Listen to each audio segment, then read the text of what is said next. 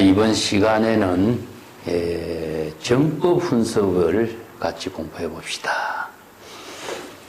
지난 시간에는 염정 훈습이라 해서 중생심이 망념으로서 망념에 업을 짓는 훈습작용이 일어난 것을 염법 훈습이라고 했고, 이제 정법 훈습은 진여 본심이 발심 수행을 통해서 정법의 지혜를 이루는 훈습작용을 실천하는 것.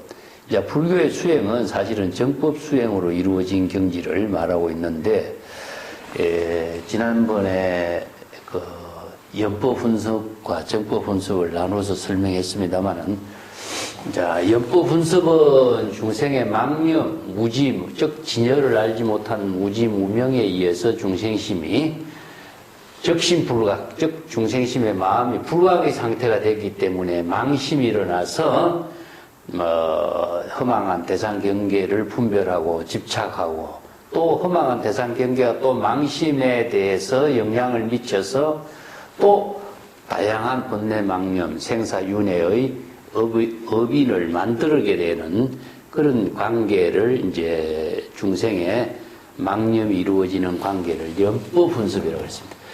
중생의 번뇌망념으로서 오염되어서 생사윤회의 업장을 만드는 훈습작용을 일으키는 것이 중생의 훈습관계를 연법 훈습이라고 했고, 자, 이제부터는 불교 수행의 이제 본질이죠. 그래서 이러한 중생의 번뇌망념 생사해탈을 이루게 하는 불법 수행 체계는 진여 본심에 대한 신심을 철저하게 갖는 것. 그래서 신심 수행, 발심 수행, 이 두 가지가 이제 불교 수행의 본질인데, 신심 수행은 초발심이 정각을 이루게 하는 것이고, 신심이 도를 이루는 근본이요, 일체의 공덕을 이루는 모체가 된다. 그런 이제 화엄경의 법문이 이제 신심 수행의 본질이고, 그래서 신심 수행을 통해서 우리가 중생심의 마음을 불심으로 바꾸는 거죠, 그죠? 중생심의 마음을 불심으로 바꾸면서, 불심으로서 바꾼다고 해도, 신심을 통해서 불심으로 바꾼다고 해도 불심이 저절로 이루어지기는 어렵죠. 그렇기 때문에 신심 수행을 통해서 청정한 지혜로 이루어지는 정법 훈습이 이루어지는 그 수행법을 불교에서 이제 진여법의 수행인데, 이것은 이제 신심 수행하고 발심 수행. 자, 발심 수행의 내용에서 여러 가지 이제 방편 수행도 나오고, 불교의 경전을 수지, 독송하는 수행법을 다양하게 제시하고 있죠. 자, 여기서 지난 시간에 되겠다. 중생심의 작용은 궁극적으로 망념의 의식이, 망념의 차별적인 언어를 사용하면서 생기는 부작용이 중생의 연법의 훈습인데, 여기서 정법의 훈습의 본질은 무엇이냐 하면은, 불심을 이룬 경지를, 즉 신심을 부족했다고 할 때도 신심이 바로 청정한 정법으로서 훈습작용을 이루는 것은 뭐냐면 지혜와 자비죠, 그죠? 지혜와 자비를 부족하는 힘을 불교에서 이제 공덕이라고 하는데, 이 공덕을 이루는 회양을 실천하는 것이 보살도로 설하고 있는 것인데, 지혜를 이루게 하는 힘하고 지혜를 이루는 그 힘이 자비로서 저절로 이루어지도록 하는 힘을 발휘하려면은 불심이 진여의 청정한 지혜로 자비로 마음을 이루게 하는 힘은 구체적으로 어떻게 되냐? 궁극적으로 여기서는 이제 방편 수행이 필요하겠죠. 그래서 방편 수행의 본질은 궁극적으로 불교에서 방편 법문의 의미는, 중생의 언어는 차별의 언어지만 방편 법문의 언어라고 하는 것은 전부 다 지혜를 이루게 하고 자비를 이루게 하는 힘을 가지고 있다는 거죠. 그래서 경전의 모든 법문을 우리가 수지 독송한다, 사경을 한다, 또 연불 수행을 한다 하는 것은 경전의 방편 법문을 실천하는 겁니다. 그래서 경전의 방편 법문은 중생심에 분별적인 언어, 이원론적인 사고의 언어, 대상 경계를 차별하고 분별하는 이러한 중생심에 업을 짓는 모든 의식의 사고의 언어를 초월해서 진여 일심의 지혜를 이루게 하는 언어다. 그래서 방편법문의 큰 의미가 여기 있는 거죠. 그래서 이 방편법문을 제시한 그 제불의 설법을 우리가 법문이라고 그랬어요. 법문. 그래서 불이법문.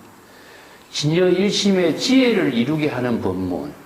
그래서 이 법문에 의할 때 정법의 훈습작용을 일으키게 할 수 있는 거, 훈습이 되는 것이죠. 그 정법의 훈습이 되는 이제 불교의 수행 체계를 여러 가지로 이제 뒤에서도 신심수행, 방편수행, 발심수행 여러 가지 설하고 있습니다만은 여기에서는 수행 체계의 내용을 좀 체계 있게 정립하고 있는데 그것을 기실론에서 설하고 있는 본문을 중심으로 이해해 봅시다. 교재 484쪽에 이제 정법 훈습이라고 나와 있습니다. 자, 이것은 진여의 지혜가 중생의 망심의 훈습을 하여 진여의 지혜가 자비로서 공덕으로 이루어지게 하는 묘용을 실천하는 거죠. 자, 이것은 내가 여러분 앞에도 이야기했지만은 진여가 지니고 있는 특성을 세 가지로 설명한 적이 있죠. 그죠? 진여는 본래 자성이 청정하다. 자, 유교에서 뭐 성선설, 성악설 이야기하지만 이건 선악을 분별하는 하나의 대상이 아니라 일체의 모든 선악 차별 분별을 모두 포용하고 있는 것. 그래서 진여는 일체법을 포용하고 일체법을 생성하는 그 근본이죠. 이 때문에 중생심의 망심도 포용하고 진여 열애의 지혜를 이루는 힘도 부족하고 있기 때문에 일체 중생의 병을 진단하고 진여의 지혜를 치료하는 힘을 발휘할 수 있는 것이 불교에서 제시하고 있는 진여법이라는 거죠. 자, 이것은 진여법은 이제 진여실상법, 제법실상법이라고 이야기하고 있는데 이러한 진여의 근본 세 가지 뜻을 설명하는 것이 자성청정이다. 진여는 본래 번뇌망념이 없고 자성청정하다. 그런데 진여 그 자체는 진여를 주재할 수 있는 영혼의 실체가 없기 때문에 진여는 어떤 외부의 힘이 가하게 되면은 외부의 힘에 휩쓸리게 된다. 그래서 이거 불수자성 수연성이라고 그러죠. 이 법성계에서는. 법성이라고 하는 것 자체가 자체적으로 자신을 지킬 수 있는 힘이 없기 때문에 시절 인연에 맞추어서 동화할 수밖에 없다. 그래서 무명훈습이 일어나면은 무명훈습이 돼버리는 거죠.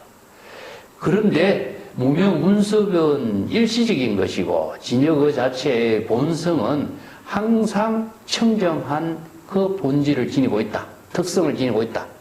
그렇기 때문에 자정 능력을 지니고 있다. 이렇게 표현합니다. 이 자정 능력을 이제 환원성이다, 재불의 본원력이다. 불교 경전에서 여러 가지 이야기하는데 재불의 본원력을 실행할 수 있는 능력, 자정 능력을 가지고 있기 때문에 진여 그 자체의 본래 청정함으로 되돌아가는 것, 그것을 불교의 수행에서 재불의 본능력과 발심 수행으로 불교의 수행 체계를 제시하고 있는 것이 정법 수행이라고 할 수 있는 거죠.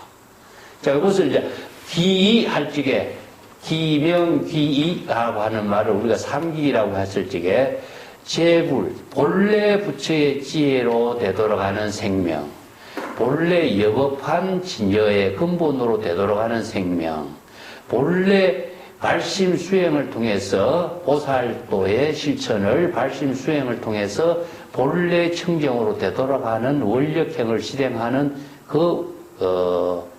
성가의 기미, 그걸 이제 불법성 삼보로서 귀명, 귀 이렇게 표현하는데 이 자정의 능력을 본래의 청정으로 되돌아가는 생명의 작용이다.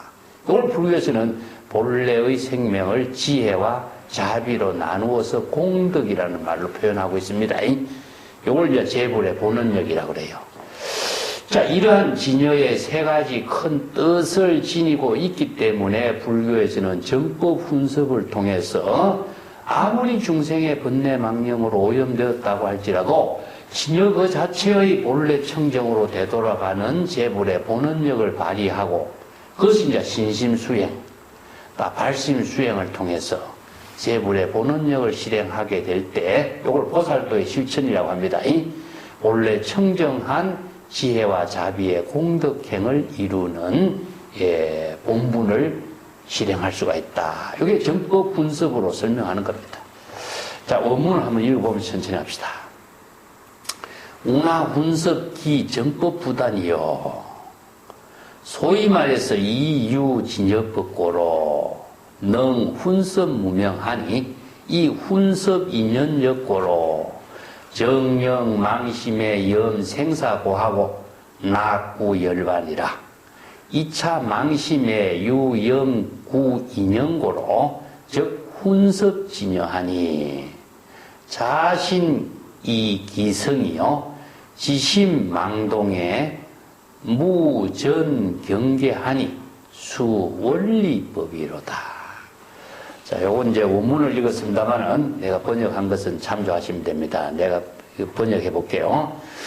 어떻게 훈습, 진여의 지혜가, 작용해서 정법의 지혜가 일어나는 것을, 여기 진여의 지혜가, 정법 훈습의 지혜가 작용이 일어나는 것을 이렇게 표현했습니다.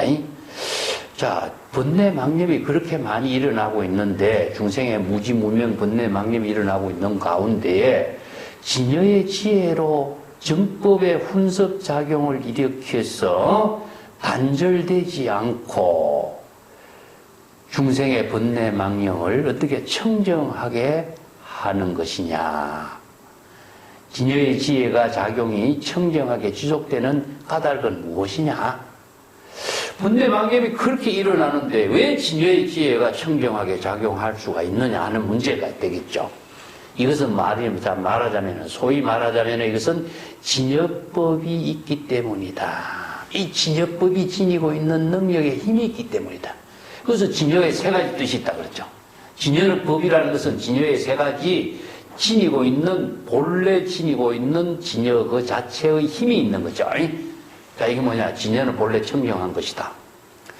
그렇지만은 망념이 일어나면은 망념의 힘이, 강한 힘이 작용하면은 강한 힘에서 잠시 그 망념에 오염될 수밖에 없어. 그렇지만은 그 진여 자체가 지니고 있는 힘은 무엇이냐? 본래 청정한 것, 본래 청정한 작용을 잃어버리지 않는다는 점이죠. 그래서 여기 제불의 본원력이라는 것은 진여 그 자체가 본래 청정한 힘을 상실하지 않고 있기 때문에 본래 청정한 힘을 회복하려고 하는 힘이 있다. 이게 진여법이 있다는 것을 말해요. 그렇기 때문에 제불의 본원력이 있기 때문에 아무리 번뇌망념에 오염돼서 잠시 진여 그 자체가 청정한 힘을, 지혜를 잃어버렸다고 해도 진여 그 자체가 본래 지니고 있는 본성의 근본이 없어지는 것은 아니다. 제가 이것을 열애장 사상에서 뭐라고 하냐면은 아무리 광물질 속에 그 황금이 들어있을지라도 황금 그 자체는 드러나지 않았지만은 황금 그 자체는 속성이나 본질이라든가 빛이라든가 광명이라든가 가치가 조금도 손상되지 않는다는 것을 이야기합니다. 그런데 이것을 중생은 알지 못해. 중생은 광물질 속에 황금이 있다는 사실을 알지 못하고 여의주가 부족하고 있다는 사실을 알지 못하는 것을 뭐라고 표현했느냐. 진여라고 하는 보배를 지니고 있는데 사람들이 이게 드러나지 않으니까 알 수 없고 의심하기 때문에 진여의 지혜를 신심으로 드러내지 못하고 있는 거죠. 자, 중생은 왜 진여를 지니고 있으면서 드러내지 못하고, 그래서 법화경에서는 이걸 뭡니까? 여리명주라고 그래. 보배 속에, 옷 속에다 보배를 넣어줬는데 왜 그대가 그 보배를 찾아서 자유스럽게 마음대로 부유하게 살지 못하고 사느냐. 이런 비유법을 하는 거죠. 이게 뭐냐. 상투 속에 이제 또 보배를 넣어준다. 이런 비유법을 써서 보배를 지니고 있다는 사실을 알지 못하는 것을 중생의 무지무명이라고 합니다.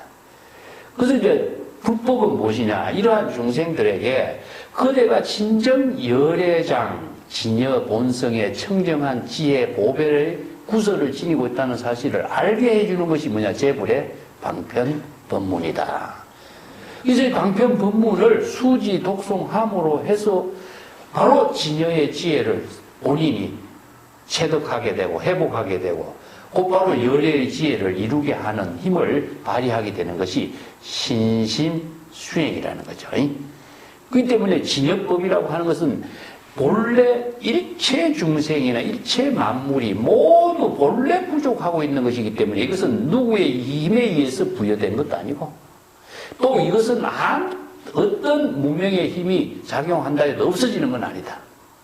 그래서 무명의 힘은 망념으로 잠시 일어나고 거품과 같고 일체유의법은 여몽한포용이라고 해서 실체가 없이 작용하는 것이 무명의 힘이고 진여는 본래 그 자체의 지혜의 생명으로 작용하는 것이기 때문에 없어지거나 상실되거나 마멸되거나 하는 것은 아니다. 그렇기 때문에 물이 본래 자성이 청정하지만은 아무리 흙탕물이 들어와서 잠시 흙탕물이 되었다고 할지라도 물이 흘러가면서 흙탕물은 저절로 소멸되고 물의 청정한 본성은 저대로 회복되는 것과 같은 논리로 이야기합니다. 그래서 해수일미라고 하는 말도 그렇게 비유하는 거죠. 그래서 바다와 같은 지혜 작용이 본래 청정한 진여의 지혜 작용을 실행하는 것에 비유해서 해인산매라고 표현하는 것도 마찬가지죠. 그래서 아무리 번뇌 망념이 일어났다고 할지라도 진여 그 자체가 본래 청정한 그 본성의 작용을 무명히 소멸시킬 수는 없는 것이기 때문에 진여법이 있기 때문에 진여의 지혜작용이 훈습작용을 일으켜서 항상 청정한 지혜와 자비의 묘용이 단절되지 않고 실행될 수가 있는 것이다. 그래서 진여 그 자체의 지혜작용은 외부의 힘에 의해서 이루어지는 능이라고 하는 훈습무명이요. 능이라고 하는 글자는요. 외부의 힘에 의해서 작용하는 것이 아니라 자체적으로 작용하는 거예요. 그래서 이제 진여자연이란 말을 써요. 기실론에서도 난조 쓰는데 진여는 외부의 힘에 의해서 작용되는 것이 아니라 진여 그 자체가 지니고 있는 본성의 묘용, 공덕에 의해서 자체적으로 이루어져. 그래서 이제 자발적으로 진여 그 자체가 청정한 힘을 발휘하는 힘을 부족하고 있기 때문에 자 재불의 본원력, 발심 수행력, 지혜와 자비의 공덕행, 오염된 것에서 벗어나는 그 묘용을 자체적으로 실행하는 훈습의 힘을 가지고 있기 때문에 그 훈습의 힘을 무명의 번뇌망념을 일으킨 무명 근본에다가 훈습작용을 시켜버려요. 그러면은 뭡니까? 진여의 훈습이 강하면은 무명이 소멸시키게 되는 거죠. 그래서 이제 훈습이라는 것은 강한 힘이 약한 쪽의 힘을 잡아먹는 그런 논리이기 때문에 여기서 진여의 발심 수행하는 훈습의 힘이 강하면은 무명을 없애고 소멸시킬 수 있다 하는 것이죠. 그렇기 때문에 정법의 훈습이 작용하면은 무명이 소멸되고 정법의 지혜가 끊임없이 단절되지 않고 바로 지혜와 자비의 공덕행으로 이루어질 수 있는 것이 바로 재불열애의 본원력이다. 자, 이러한 진여 자체의 훈습의 힘에 의해서 훈습의 인연의 힘을 통해서 이 훈습의 인연이라는 것은 진여의 훈습의 지혜작용의 훈습의 힘이 무명에 영향을 끼치는 그 힘이 강한 거죠. 자, 여기서 인연관계라고 하는 것은 무엇이냐면은 진여가 강한 힘을 가지고 무명에다가 그 훈습작용을 끼치는 힘이 강하게 작용하는 힘에 의해 가지고 즉 영망심으로 염생사고하고 낙구열반이라. 자, 여기서 망심은 무엇이냐 하면은 중생의 망심처럼 보이지만 여기서는요 구도심을 말합니다. 구도심. 자, 여기서 중생 기실론 공부하면 여기서 이제 나중에 망심훈습이란 말이 나오는데 왜 진여훈습 속에 망심훈습이 되느냐? 이 망심훈습은 구도심을 이야기한 거예요. 구도심. 자, 여기서 내가 범부나 이성이 발심 수행하는 구도심을 여기서는 망심 훈습이라고 해요. 구도심에 의해 가지고 불심이 구도심을 일으키는 힘에 의해서 발심 수행한 힘에 의해서 중생의 모든 망념을 소멸시켜버리는 거죠. 그래서 이제 우리가 구도심이라든가 발심이라든가 하는 것은 한마디로 말해서 망심 같지만은 사실상 진여익심의 지혜를 이루게 하는 힘이죠. 근데 이제 왜 구도심을 망심이라고 했을까? 이게 이제 재미난 표현인데, 여기서 생사의 고통을 싫어하고 열반의 낙을 구한다라고 하는 것은 이거 망심과 같죠? 중생의 망심이라. 생사의 고통을 싫어하고 열반의 낙을 구하는 것은, 이것은 중생심과 같은 망심이에요. 그런데 이 중생심과 같은 망심이 어떻게 작용하고 있느냐? 불심의 지혜로 작용하는 망심이다 이거죠. 그래서 이걸 구도심이라고 그러는 거죠. 자, 여기서 생사의 고통을 싫어하는 것하고 열반의 낙을 구하는 것하고 이건 차별심 같아요. 근데 하나는 여기서 문제는 무엇이냐? 발심 수행하는 근본에 안목이 여기 있다는 거죠. 열반의 고통을 싫어하는 안목이 뭐고, 생사윤회의 고통을 싫어하는 안목이 무엇이고, 열반의 낙을 구하는 안목이 무엇이고, 이 언어 속에는 구도심이 작용하게 하는 힘이 궁극적으로 무엇이냐? 불지견이 작용하고 있죠. 우리가 초발심 정각이다 말을 했을 때는 초발심이 정각이라는 말을 이해하기 어려운 이유가, 초발심이 정각이라고 하는 그 말의 이면에는 뭐가 있느냐 하면은 사실은 생사윤회의 고통을 싫어하고 열반의 낙을 구하는 마음이 작용하고 있기 때문에 초발심 정각이 이루어지는 거잖아요. 똑같은 이야기죠. 그래서 불지견으로 생사윤회하는 고통을 싫어하고 열반의 낙을 구하는 마음이 정법의 안목으로 작용하는 불지견이 작용하기 때문에 생사윤회의 고통을 싫어하고 열반의 낙을 구하는 구도심이 발휘되는 거예요. 자, 그 구도심을 화경에서는 초발심이라고 이야기해요. 그 초발심이 작용될 수 있는 근본의 모든 힘이 바로 여기에서 망심으로, 구도심으로 이루어지고 있다는 사실을 이렇게 설명하는 거예요. 그 구도심이 작용하려면 불지견이 있어야 된다. 내가 여러 번 강조했어요. 그래서 여기서 망심은 무엇이냐? 정법의 안목으로 생사윤회의 고통을 싫어하고 열반 해탈의 낙을 구하려고 하는 구도심이 작용하도록 하는 것이 여기서는 망심이란 말로 표현합니다. 그죠? 굉장히 어려운 말이죠. 자, 여기에 망심은 구도심이 작용하는 망심이다. 이 구도심이 작용하는 망심이 이루어지게 하려면 불지견이 있어야 되는 거예요.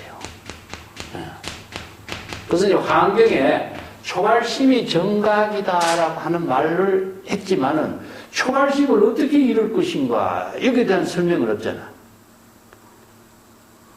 사실은 초발심이 정각을 이루게 하는 힘이 여기에서 기실론에서 이 법문을 쓰라고 있는데, 이 법문이 성관경에서 이 법문을 쓰라고 있는 겁니다. 뒤에도 언급되고 있지만은 여기서 이 내용이 굉장히 중요하기 때문에 정법 분석은 궁극적으로 어떻게 이루어지냐? 발심 수행을 통해서 이루어지는 거죠. 그래서 이러한 구도심과 발심 수행을 통해서 정법 분석의 작용이 이루어지지, 중생의 번뇌 망념에서 불심으로 전향하게 하는 힘은 바로 중생의 번뇌 망념을 생사윤회의 고통을 싫어하고 열반의 낙을 구하는 발심 수행의 힘이, 구도심이 작용하지 않고서는 불가능하죠. 그래서 여기서 망심으로 하여금, 중생의 구도심으로 하여금 생사윤회의 고통을 싫어하고 열반의 낙을 구하는 구도심이 작용이 되도록 하는 것이다. 이렇게 표현한 거죠. 그래서 이 한마디 법문이 발심 수행하고 신심 수행을 일으키게 하는 그 능력이 바로 정법 훈습을 이루게 하는 힘이다. 자, 여기서 이제 진여는 신심이라고 표현했습니다. 신이 도운 공덕모여 초발심이 정각이요. 자, 신이 도운 공덕모를 이루고 초발심이 정각을 이루게 하는 힘은 궁극적으로 불지연히 중생심의 번뇌망념을 진단하고 번뇌망념의 생사윤회를 싫어하고 불심의 열반의 낙을 구하려고 하는 구도심이 작용했을 때에 이루어지죠. 그래서 이걸 우리가 신심수행이라고 그래요. 신심수행. 그 신심명이라는 신심불이, 불이 신심이라고 표현하는데 신심수행은 나눌 수가 없고 신심수행을 이루는 근본의 구도심은 무엇이냐? 중생의 생사윤회의 고통을 싫어하고 해탈 열반의 낙을 구하고자 하는 구도심이 작용했을 때에 초발심 정각을 이루고 신심수행을 이루게 되고 그것이 바로 진여일심의 지혜로 정법의 지혜가 작용함으로 해서 중생의 생사윤회의 작용의 근본이 되는 무명을 소멸시키게 되는 것이죠. 그래서 이제 나중에 뒤에 가면은 망념이 소멸하면은 법신이 바로 드러난다 이렇게 표현했는데 발심 수행함과 동시에 진여 본심이 지혜로 작용하기 때문에 중생의 생사윤회의 망념이 소멸되게 되는 거죠. 자, 요 구절은 굉장히 중요합니다. 자, 요 망심은 구도심으로 이해하시면 되고요. 이 구도심을 발휘하기 위해서는 중생의 번뇌 망념과 생사해탈을 구하려고 하는 불법의 대의와 이것을 전체적으로 조망할 수 있는 불법의 대의, 즉 불지견이 구족되지 않고서는 구도심을 발휘할 수가 없고 정법의 훈습을 일으켜서 중생의 무지무명의 망념을 소멸시킬 수 있는 능력을 바로 발심수행으로 신심수행으로 발휘할 수가 없다. 이런 뜻이죠. 자, 요게 망심으로 하여금 구도심으로 하여금 구도심이 중생의 생사의 고통을 싫어하고 열반의 낙을 구하도록 하는 이러한 그 구도심이 발휘됨으로 해서 망심이 바로 일체의 모든 생사윤회의 인연을 다 소멸시키게 하고 망념을 싫어하게 하고 또 청정한 진여의 지혜를 이루게 하는 훈섭작용을 일으키게 하는 근본이 된다. 이 구도심이, 망심이 여기서는 근본이 되는데 구도심이 바로 초발심 정각으로 진여 훈섭을 이루게 하는 근본이 되는 사실을 밝히고 있죠. 자, 그렇게 해서 자신기성이요. 자기 자신의 진여 본성에 대한 철저한 신심을 구족하는 것. 여기서 자신기성이라는 것은 바로 여기에 진여 본심에 대한 신심을 철저하게 구족하는 게 신심 수행을 원만히 이루게 된 것을 말하죠. 그래서 신심 수행을 이루게 될 때에 정법 분석으로 지혜를 이루게 하는 작용이 바로 초발심 정각을 이룰 때에 중생의 무명에 훈섭작용을 시켜서 무명을 소멸시키는 거죠. 그래서 자신기성이라는 이 한마디는 진여 본성을 자각해서 철저하게 스스로 신심을 확립할 수 있는 힘을 갖추게 되는 겁니다. 여기서 기성은 진여자성, 자기의 진여자성에 대한 신심을 스스로 철저하게 확신을 갖게 되는 그 신심수행을 일으키게 된 거죠. 자, 이러한 신심수행을 통해서 지심망동이의 무전경계하고 수원리법이라. 여기서 지심망동이라, 즉 이 마음이 중생의 일체의 중생심에 허망하게 움직이는 작용을 잘 알고, 또 여기서 안다라고 하는 것은 불지견을 말합니다.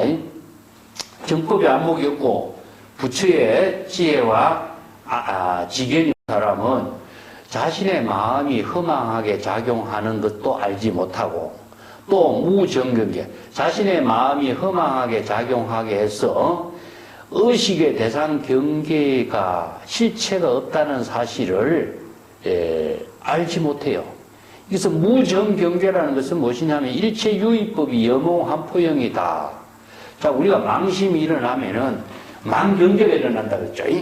지난번에 중생이 무지무명으로 해서 망심이 일어나면은 허망한 망경계가 나타나요. 근데 망심과 망경계가 나타나는 것 자체는 무명훈습 때문에 나타나는 것인데, 여기서 진여 본심의 지혜가 작용했을 때는 망심도 없고 망경계도 없어지는 거예요. 그게 뭐냐면은 중생의 무지무명에서 생긴 것이지 진여 일심의 지혜의 입장에서는 망심과 망경계가 나타나는 것은 없어. 그래서 이제 경전에서 일체유의법은 여몽한포형이다. 일체유의법이라는 것은 중생심으로 작용하는 망심과 망경계로 일어나는 일체의 모든 자아의식과 의식의 대상 경계로 나타나는 모든 것은 뭐라 그러죠?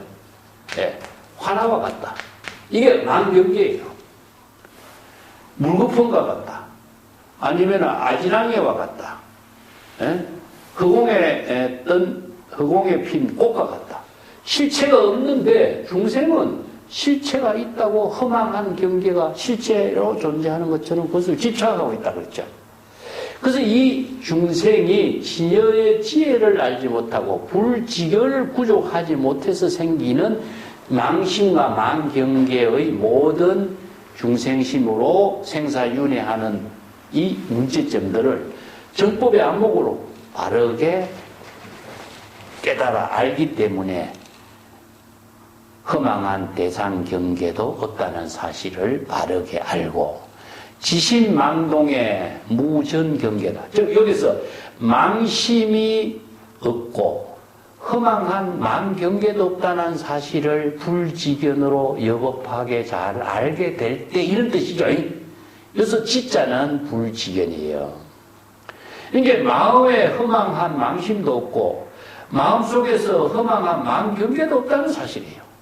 이게 중생심으로 망심으로 일어나는 망경계가 없다는 사실을 실체가 없다는 유의법이 한포형과 같다는 사실을 정법의 안목으로 불지견으로 여실하게 잘 알게 될 때에 수원리법이라 즉 허망한 대상 경계의 모든 법을 멀리 여일 수가 있게 되는 것이다.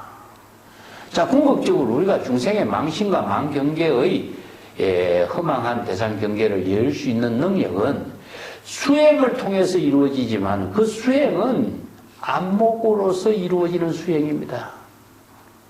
정법의 안목이 구족되지 않는 수행은 수행을 될 수가 없어. 자, 그래서 불교에서 가장 큰 수행을 신심수행은 진여에 대한 신심수행, 진여에 대한 신심수행을 일으키게 하는 힘이 무엇이냐? 이 발심수행인데 발심수행이라는 것은 무엇이냐? 불지견으로 중생의 망심과 망경계가 실체가 없다는 사실을 알게 될 때 발심수행이 가능하지. 그래서 안목이 없는 수행은 신심수행도 안 되고 발심수행도 안 됩니다. 세 번째는 방편수행인데 방편수행이라고 하는 것은 아무리 신심수행과 발심수행을 통해서 진여본심을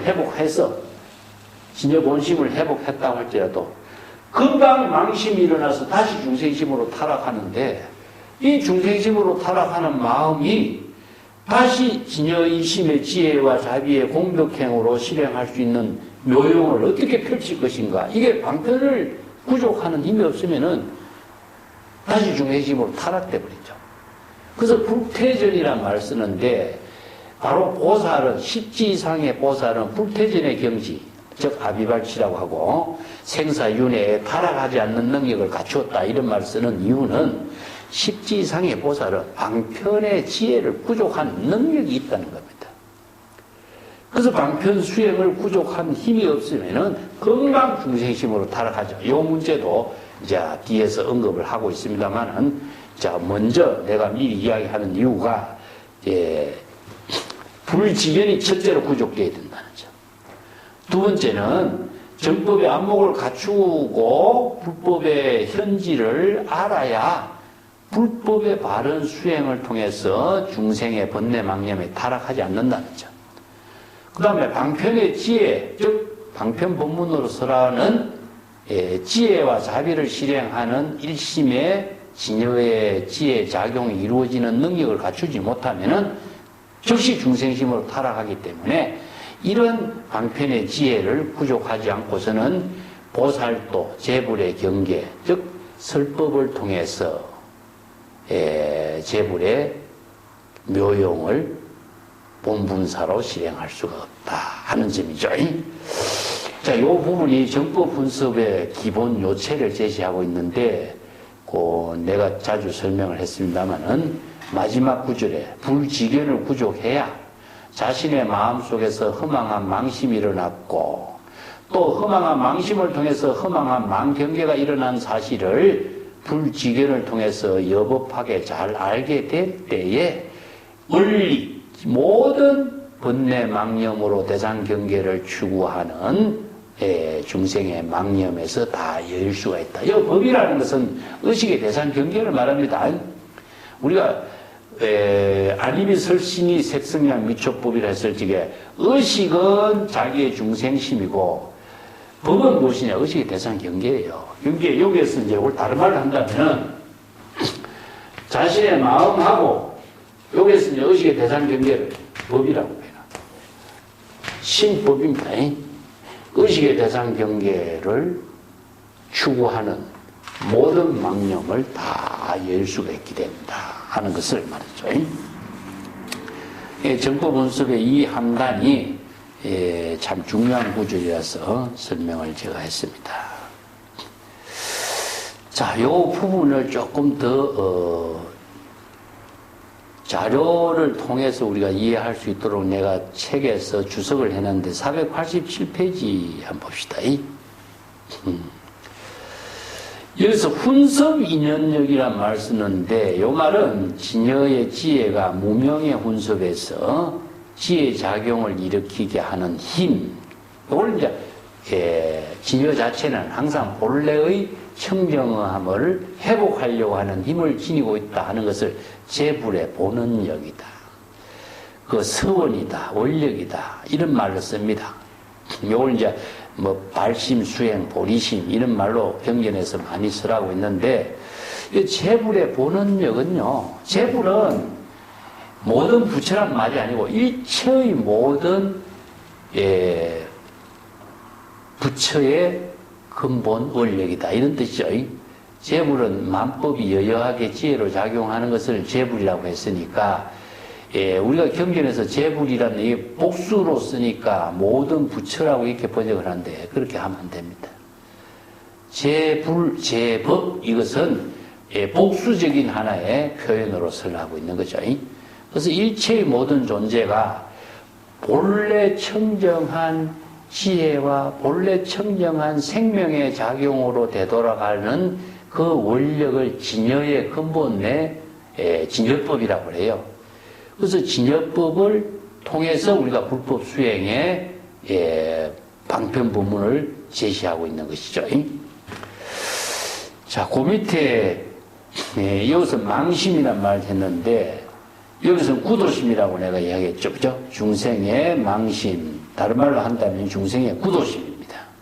생사윤회의 고통을 싫어하고 열반의 안락의 경지를 구하는 구도적인 원력의 마음이 발심 수행인데, 자, 여기에서 이제 이걸 망심이라고 표현하는 것 자체가 중생이 망심으로 구하는 것과 같은 입장이지만은 구도심으로 이러한 그 발심 수행을 하게 된 것을 이렇게 표현합니다. 그 488페이지 가면은 정토 경전에서 이런 말을 합니다. 사바세계의 애토, 번뇌망념으로 오염된 이 사바세계를 여의고 정토에 왕생하기를 흠구한다 이런 말을 쓰는데, 여기에도 정토에 왕생하기를 흠구한다 이것도 중생의 차별심, 분별심으로 볼 수가 있죠. 그런데 이거 구도심입니다. 원력행을 실행하는 것은요, 전부 구도심이지 중생이 차별, 분별심에, 망심의 작용이 아니에요. 자, 그렇기 때문에 이걸 정보 분석이라고 해요. 자, 이 불심의 원력을 통해서, 이건 재불의 본원력이죠. 그래서 이걸 원력을 통해서 실천하는 수행, 이걸 구도심. 그래서 원력 발심, 이걸 구도심이라고 표현한 겁니다. 자, 구도심을 일으키게 하는 힘은 뭐였다고 했죠? 불지견입니다. 정법의 안목이 없으면은 구도심을 발휘할 수가 없기 때문에 그렇습니다. 이걸 이제 정법 분석은 재불의 본원력이다. 재불의 본원력은 자정 능력이다. 스스로 본래 청정함으로 되돌아가려고 하는 원력행을 실천하는 힘을 불법에서는 그것을 신심수행, 발심수행, 구도심 이렇게 표현하고 있는 겁니다. 예, 조금 그 설명을 내가 뒷페이지 490페이지도 설명을 했습니다. 이 생사 망념을 싫어하는 것, 열반을 희구하는 것, 이 두 가지 마음은 사실상 차별적인 중생심의 마음인 것처럼 보이지만은 이 문제점을 유마경에서는 번뇌적 보리, 번뇌와 보리는 나눌 수 없어. 왜냐? 우리들의 마음이요. 그래서 불교에서는 이제 이렇게 표현합니다. 진여일심의 마음이 중생심으로 불심으로 바뀌는 거죠. 그냥. 근데 중생심하고 불심하고 진여일심의 마음 이 세 개는 차이가 없다고 이야기하는 거죠. 이게 번뇌 망념의 마음하고 보리의 마음하고 그리고 이 마음이 다른 마음이 생길 수가 있느냐? 없죠. 그렇기 때문에 이 마음이 중생심의 마음이나 불심의 마음이나 진여일심의 마음은 차이가 있을 수가 없죠. 자, 여기서 허망하게 작용하는 중생심하고 지혜로 작용하는 불심하고 이 관계를 바로 불교에서는 수행체계로 설명하고 있죠. 자, 이 허망한 중생심을 비우고 이게 공해법문이 나옵니다. 불심의 지혜 작용이 이루어지도록 하는 불공. 그래서 이제 논리적으로는 공불공의 법문 이렇게 표현하죠. 여기 이제 불교 수행 체계를 여러 가지로 체계 있게 설명하고 있습니다. 내가 491페이지에는 지심망동이요. 이러한 청정심을 정법의 안목으로 불지견으로 진단하는 능력을 갖추었을 때 발심 수행이 이루어지는 그런 내용을 조금 내가 설명을 해놨습니다. 자, 기실론 주석서를 내가 쓰면서 초발심이 정각이다. 신이 도운 공덕모다. 이 환경의 법문을 내가 수십 번 언급을 하지 않을 수가 없는 게 바로 이러한 신심수행을 토대로 해서 진여일심을 회복하게 하고 발심수행하게 하고 방편수행하게 하는 법문을 체계 있게 논리적으로 설하고 있는 것이 기실론의 불법수행론이기 때문에 제가 자주 언급을 해서 여러분들도 잘 이해하리라고 믿습니다.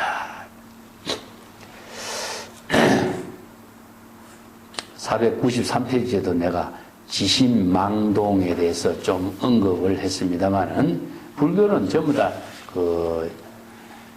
유식의 사상 체계 위에 이루어지는 실천 체계이기 때문에 우리가 마음 작용을 제대로 알지 이해하지 못하면은 수행도 제대로 할 수가 없는 것이죠. 이 때문에 이런 방편 법문이라든가 경전의 법문을 정확하게 이해하지 못하면은 불법 수행에서 정법 수행이 아니라 사도 수행과 외도 수행으로 변질될 수가 있다는 점이죠. 그 점을 염두에 두면서 경전 공부를 우리가 해야 될 것입니다. 자, 495쪽에 정법 수행과 자연업에 대해서 이제 설명을 앞에 부분하고 연결할 된 부분인데 제가 이걸 조금 나누어서 이렇게 설명했습니다. 자, 원문을 한번 볼게요. 이 여실지 무전 경계고로 종종 방편하며 이 수순행으로 불치불념하니 내지 구원훈섭력으로 고 무명정멸이라. 이 무명멸고로 심무유기하니 이 무기고로 경계수멸이라. 이 인연구멸에 고 심상개진하니 명덕열반이요 성자연업이다. 자, 앞에서 이제 지신망동의 무전경계란 말을 했죠. 그죠? 마음이 허망한 마음의 작용이 인 줄 알고 또 허망한 대상경계가 실체가 없다는 사실을 정법의 안목 불지견으로 여실하게 잘 알게 될 때에 그걸 여기서 이제 연결시키는 거죠. 이러한 여실지로서 허망한 대상 경계가 실체가 없다는 사실을 여실하게 잘 알게 됐기 때문에 자의식과 대상 경계가 실체가 없다는 사실을 잘 알게 됐기 때문에 허망한 망심에도 소멸하고 허망한 대상 경계도 없기 때문에 소멸됐죠. 그래서 이제 망심과 망경계가 다 소멸된 경지가 일체 개공의 경지, 즉 아공, 법공의 경지가 된 거죠. 그러한 사실을 불지견으로 여실지로서 확실하게 알기 때문에 자아의식과 대상 경계를 소멸시킬 수 있는 거죠. 그래서 우리가 불법 수행의 본질이라는 것은 정법의 안목이 있어야 정법 수행을 할 수 있고 허망한 망념과 허망한 대상 경계를 소멸시킬 수 있는 거죠. 그러면은 진여 본심으로 되돌아가게 되는 거죠. 요게 신심 수행이 되는 걸 말해요. 자, 이렇게 해서 종종 방편으로 여기서 종종 방편이 나오는데 자, 이제 신심 수행이 이루어졌어요.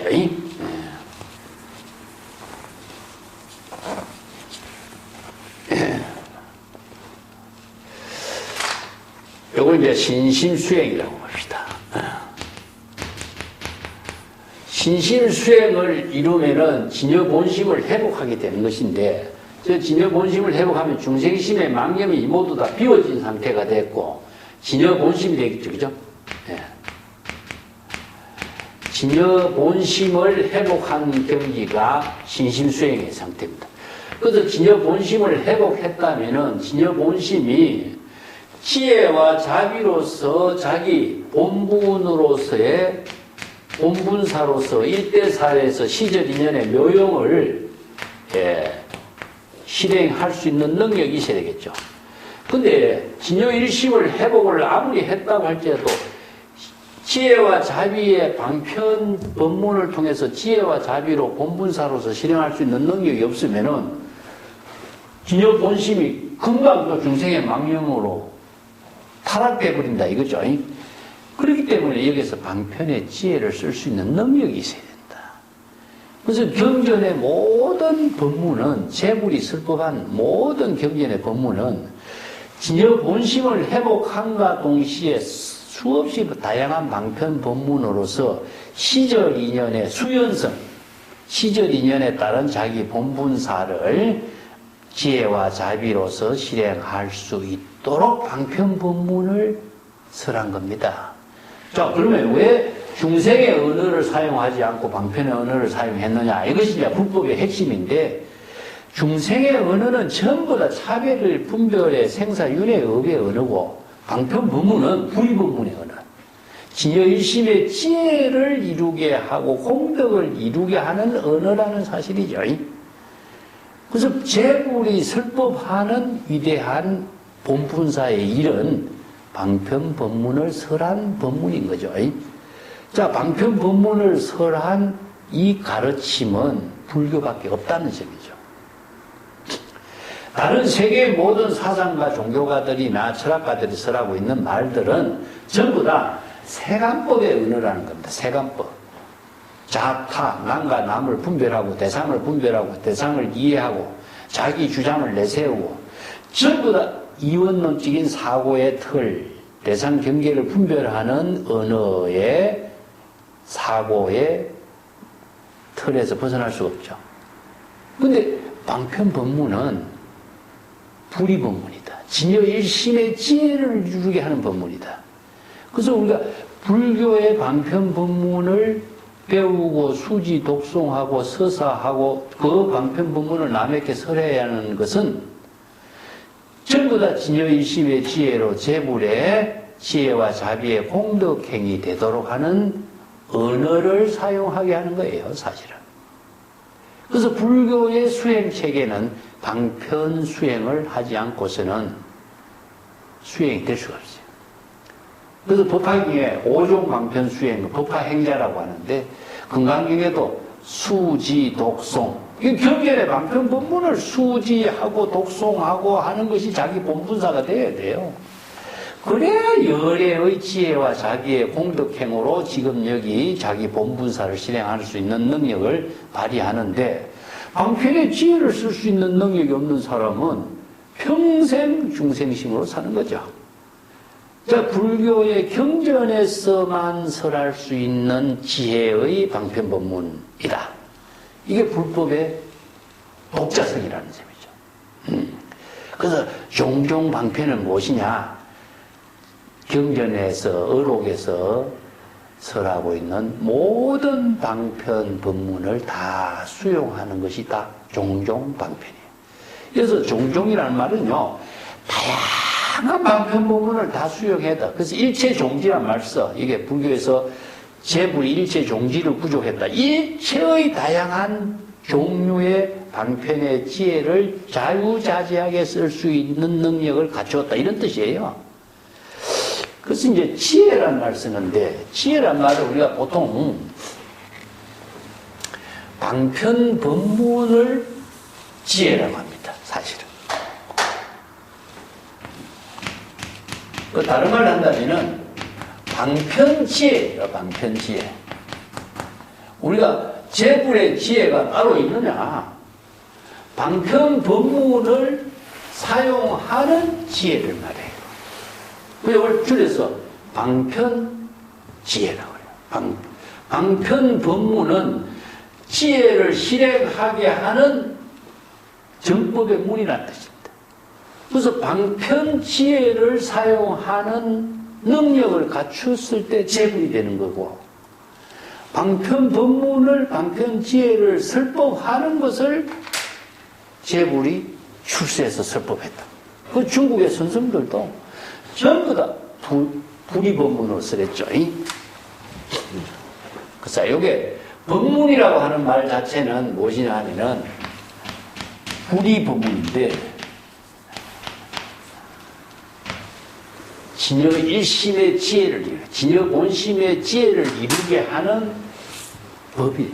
그래서 진여법으로 이루어지는 문이 되는 거예요. 그래서 중생심이 되는 생사윤의 업을 짓는 그 문이 아니라 진여일심의 지혜를 이루게 하는 문이 되도록 하는 거죠.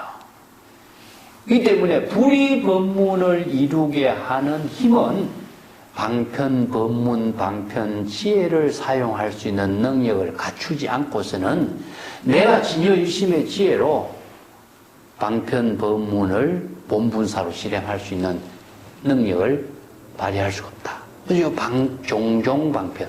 자, 뒤에 이제 방편 법문이 많이 나옵니다만은 종종 방편이란 말의 의미를 잘 새겨야 된다 하는 점이에요.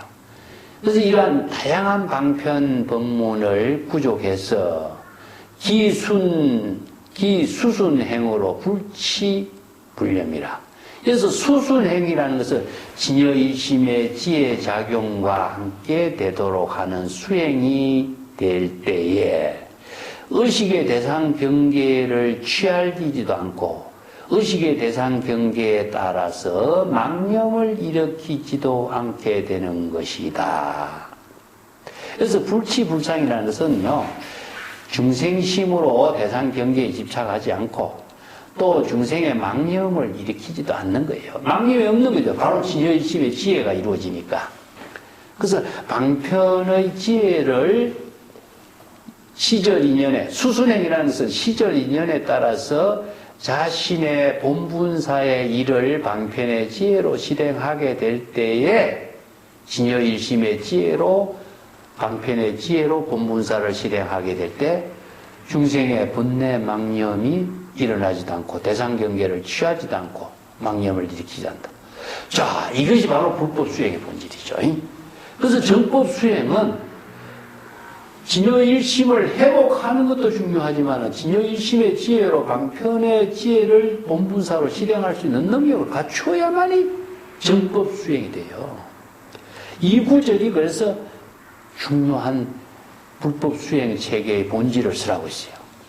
자, 이렇게 내지 구원훈선력이라. 여기서 구원훈선적 즉 고무명정멸이요. 여기서 구원훈선력이라는 것은 무엇이냐 하면은, 자, 전체적으로 봅시다. 중생의 번뇌 망념의 허망한 사실을 알고 진여 본심을 깨달아 신심 수행을 구족했죠. 그래서 진여 본심을 회복했다면은 방편의 지혜를 통해서 시절인연의 자기 본분사의 일을 여법하게 실행하게 하는 힘을 오랫동안 훈섭으로서 방편의 지혜로 본분사를 실행하는 힘이 바로 혼훈선력이에요. 자, 여기서 신심수행과 방편수행을 통해서 자기 본분사로서 정법 훈섭의 힘을 실행하는 힘이 오랫동안 지속되니까 저절로 어떻습니까? 무명은 소멸되는 거예요. 그래서 무명을 소멸시킬 수 있는 것 자체는 신심수행과 방편수행을 통해서 본분사로서 지혜와 자비의 공덕행을 실행하는 힘에 의해서 무명이 소멸시키는 거죠. 자, 그래서 방편에 힘이 없으면은 무명을 소멸시킬 수가 없는 거예요. 자, 궁극적으로 무명을 소멸시킬 수 있는 힘은 방편의 지혜로 본분사를 실행할 수 있는 힘이 강하게 이루어질 때 무명훈섭이 무명의 모든 중생심의 업장이 소멸되는 거죠.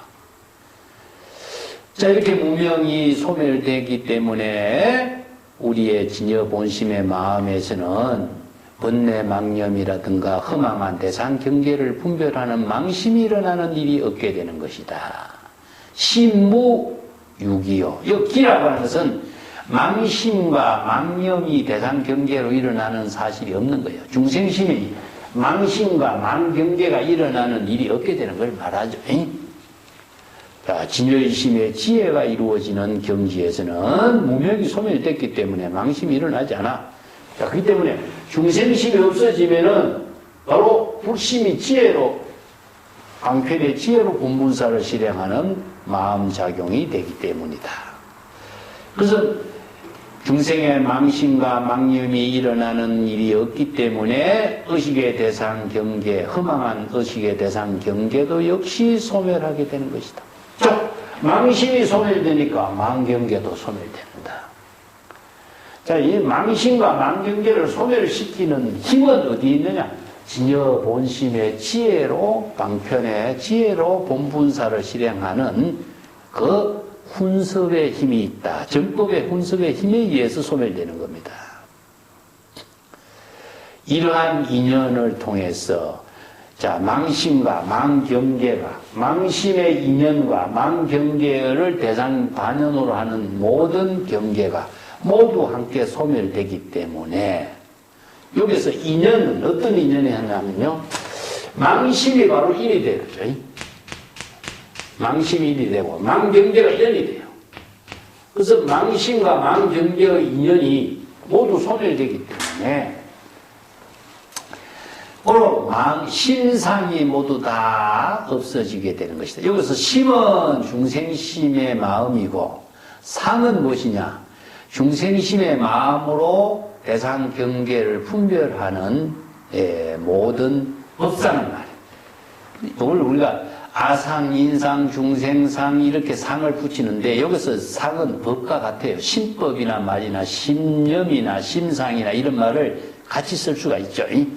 그래서 심은 중생심의 망심이고 상은 무엇이냐? 망심을 통해서 의식의 대상 경계를 분별하는 것을 상이라 그래요. 심법이나 심상 같습니다. 자, 망심과 망계로 나타나는 허망한 모든 아상인상 중생상의 모든 상, 법상이 있다. 모두 다 소멸돼 버린다. 그래서 심상이 모두 소멸된다. 여기서 인연이 모두 소멸되는 것이나 심상이 모두 소멸되는 것이나 똑같아요. 자, 그래서 이름하여 열반의 경지를 이루게 되고, 열반의 경지를 깨달아 체득하기. 열반의 경지, 진여 일심의 경지가 열반이죠. 열반이라는 것은 적정인데, 적정이라는 것은 중생의 번뇌 망념이 완전히 소멸된 경지를 열반 적정이라고 그래요. 이게 진여 일심의 세계, 이 진여 일심으로 되돌아온 경지가 열반 적정이에요.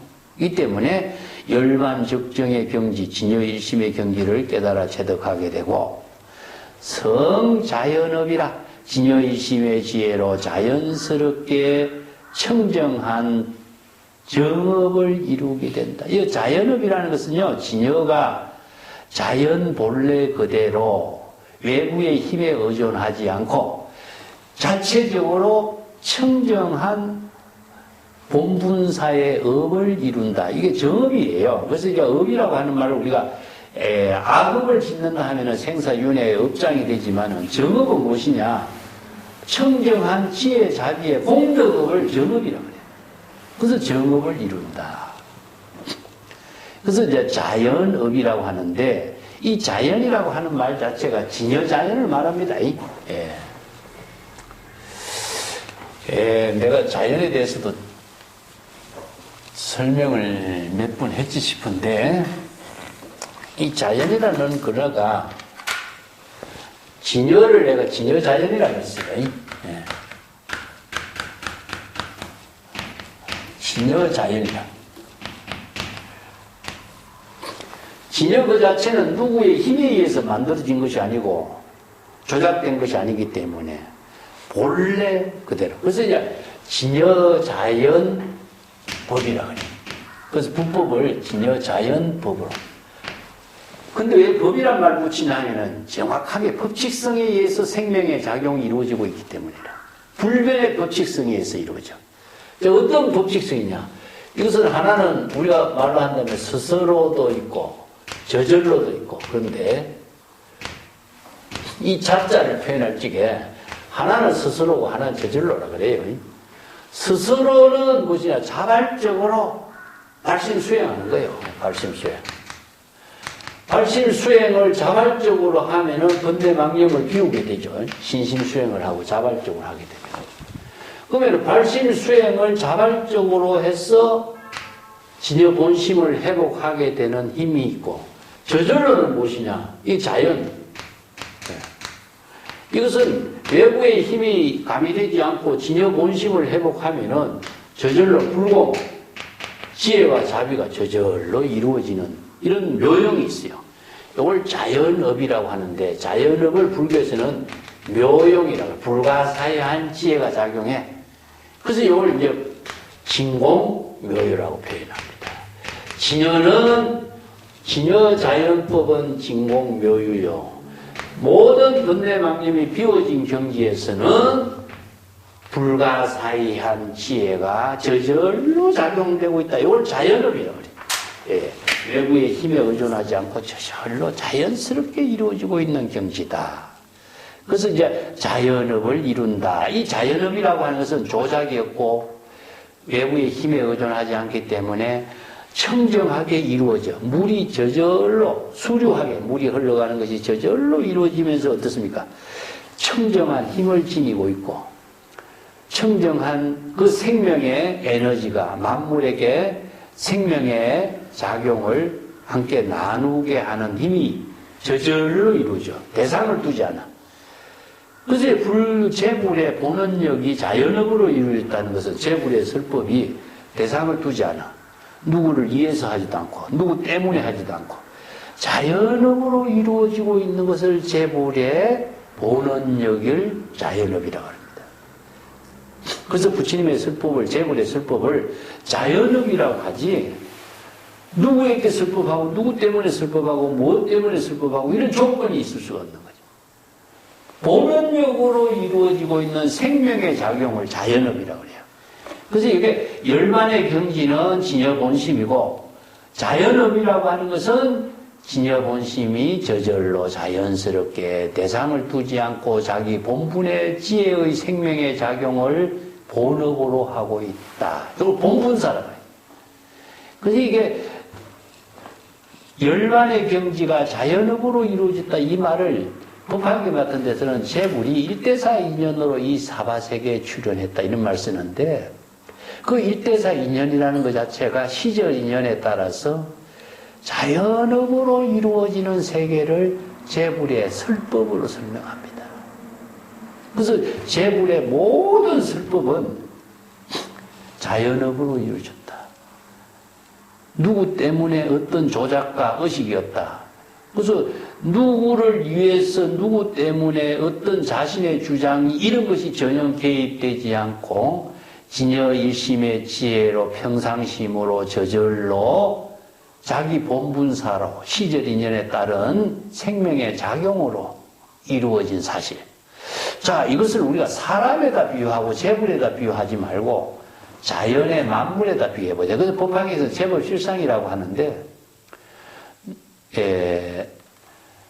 나무가 누구 때문에 자기가 생명활동하는 건 아니잖아요.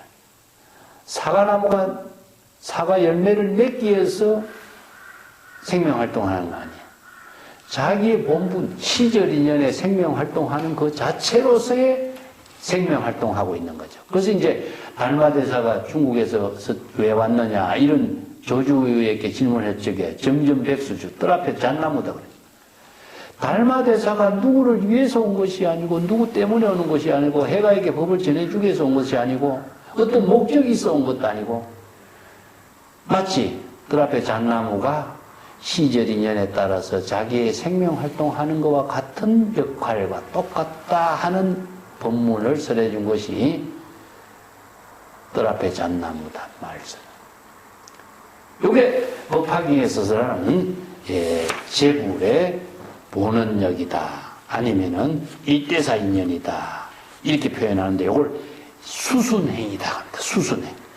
수순이라고 하는 말은 시절 인연에 수순하는 것인데 시절 인연에 수순하는 것은 진여 본심이 자연스럽게 조작하지 않고 의식하지 않고 시절 인연에 따라서 자연의 모든 만물과 함께 수순하는 거예요. 그래서 만물이체라고 하고 만법일해라고 하고 그래서 진여는 법계와 하나된 모습으로서 시절 인연에 따라서 생명활동을 하는 것이다.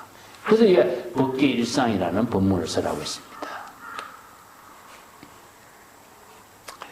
자, 이런 그 자연의 법을, 제법 실상법을,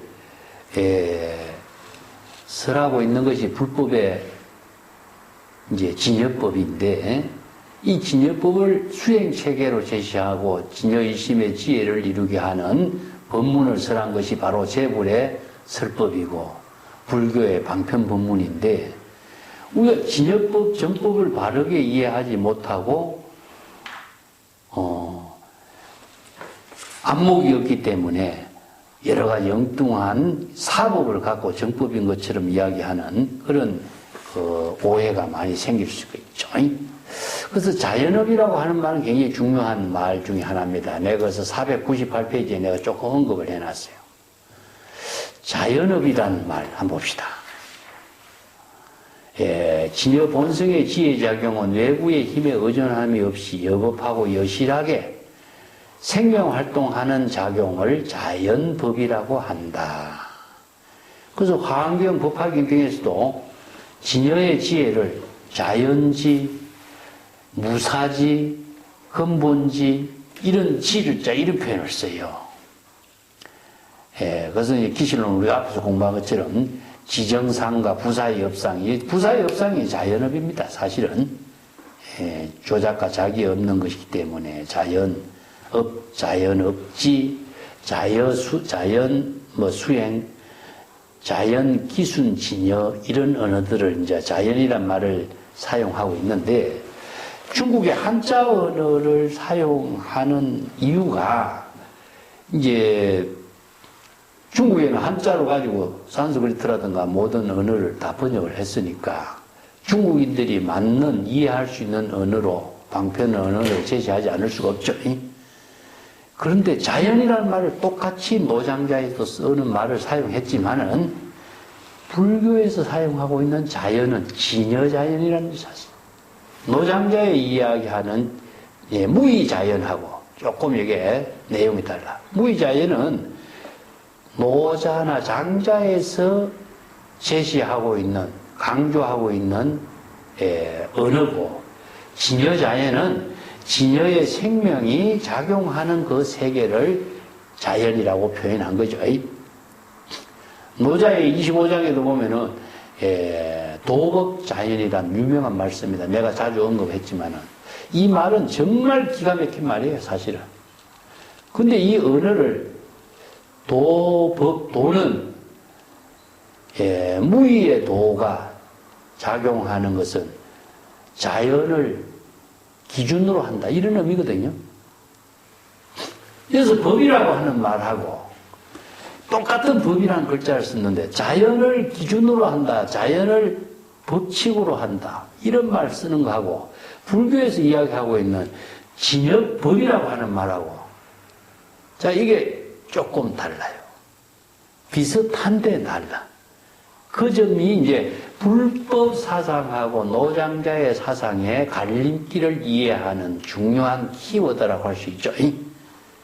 불교는 진여법에 의한 방편부문으로서란 언어고, 노장자는 노자나 장자가 주장하는 관찰적인 입장에서 제시하고 있는 언어이기 때문에 어디까지나 노장자의 사상이 반영된 언어죠. 그렇기 때문에 그 내용이 전혀 다릅니다. 자, 이런 문제점들은 또 다음 기회에 언급하기로 하고, 정법 훈섭하고, 정법 훈섭 중에 망심 훈섭에 조금 설명을 드려요. 망심 훈섭에 대해서는 앞에도 언급을 했지만은, 정법 훈섭을 통해서 망심 훈섭의 의미는 구도심이라고 설명했죠. 이것을 두 가지로 나누어 설명하고 있는데 조금 봅시다. 499페이지 자료입니다. 망심 훈섭의 이종하니 운하이요. 일자는 분별 사식 훈섭이요. 의제 본부 이성인 등이 염생사고하고 수력 소능에 이점 취향 무상도고라. 이자는 의 훈섭하니 위제보살이 발심용맹하고 속취 열반고라. 자, 여기서 이제 정법 훈섭 가운데 구도심을 발휘하는 망심 훈섭입니다. 이 망심은 구도심입니다. 중생의 생사 망념의 고통을 싫어하고 열반의 낙을 구하는 구도심으로 발심 수행하는 정법 훈섭의 작용을 이렇게 표현했어요. 근데 정법 훈섭에 작용하는 뜻이 두 가지로 설명을 했는데, 자, 여기서 칠판에 내가 써놨습니다만은, 하나는,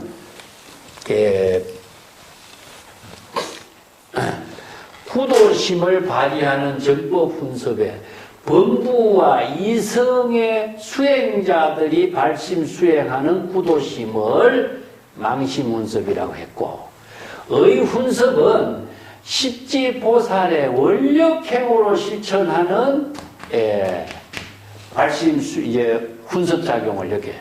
그래서 여기서 의 훈섭하고 망심 훈섭의 차이, 나중에 망심 훈섭의 분별 사식 훈섭으로 바뀝니다. 뒤에는.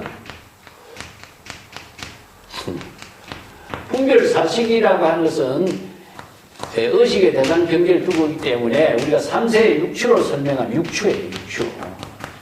자아의식과 대상 경계를 두고 있는 입장이죠. 본부는 어떻습니까? 자아의식과 대상 경계를 두고 있는 입장이죠. 그러면은 10지 이상은 뭡니까? 바로 3세예요, 3세. 미세하게 작용하고 있는 거죠. 무명운석으로 작용하고 있는 입장이기 때문에. 그래서 10지 보살의 원력행은 의훈석으로 이루어지고 있는 경지고, 범부 이성의 수행자들은 망심 훈섭을 통해서 이루어지고 있는 경지다. 이렇게 설명을 하고 있어요. 원문을 봅시다. 망심 훈섭으로 이루어지고 있는 경지, 구도심으로 이루어지는 훈섭작용에 뜻을 두 가지로 설명해 보자.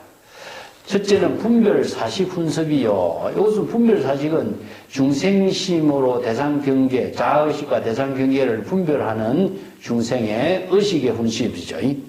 자, 이것은 모든 범부라든가 이성 수행자 등이 생사의 고통을 싫어하고 열반의 낙을 구하는 입장에서 수행하는 훈습작용인데, 수력 소능이요. 여기서 수력은 무엇이냐면 자기가 발심 수행하는 힘, 발심 수행하는 사람의 원력과 발심 수행하는 능력이 각자 다르죠. 범부, 여기서 범부라고 하는 것은 사면을 말합니다. 불법을 전혀 모르는 범부가 아니라 사면 범부, 발심 수행하는 십지의 보살, 십지의 그 방편의 지혜를 발휘할 수 있는 능력을 갖추지 못한 처음 신심 수행을 갖춘 이런 보살들을 말해요. 이런 보살들이 그래도 신심과 수행과 발심 수행의 능력에 따라서 점차적으로 취향 무상도, 최상의 깨달음의 도를 이루도록 취향, 나아가는 겁니다. 그래서 취향이라고 하는 것은 어디로 나아간다는 것은 내 발심 수행을 통해서 최상의 무상의 도를 이루게 하는 그 수행으로 단계적으로 점차적으로 수행해 나가는 입장을 설명해요. 여기서 점이라는 것은 점수의 입장이에요. 점수.